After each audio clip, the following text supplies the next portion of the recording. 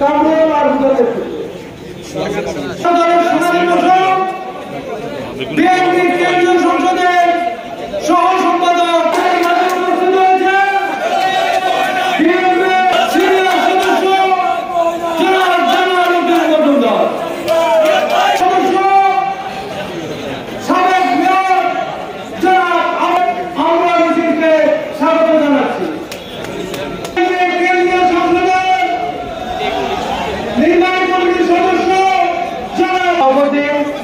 জনাব মাওলানা হাফেজ আবু বকর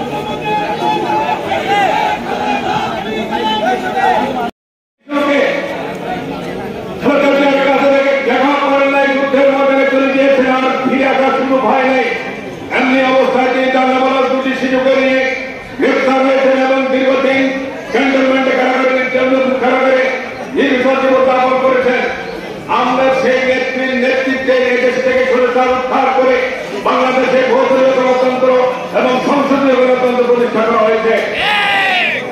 1991 সালে নির্বাচন সম্পর্কে আপনারা জানেন, হাসিনা বাংলাদেশের বিভিন্ন অঞ্চল থেকে নির্বাচন করেছে। কেবলমাত্র গোপালগঞ্জ নির্বাচন হতে পারে নাই। বাংলাদেশের বিভিন্ন জায়গা থেকে নির্বাচন করেছে, 5টি আসনে 5টি আসনে তিনি একজন পুরুষ করেছে, নির্বাচন লাভ করেছে। এটা হচ্ছে হাসিনা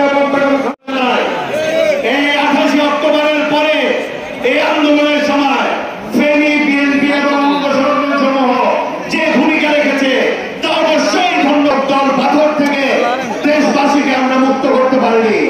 তবে এবার ইনশাল্লাহ হবে। ইনশাল্লাহ আমাদের নেতা দেশনায়ক তারেক রহমান যেভাবে দলকে পুনর্গঠিত করছেন, আপনাদের মতো নেতৃত্বকে সামনে এনে যেভাবে আন্দোলন সংগ্রামের প্রস্তুতি নিচ্ছে, এবার এরা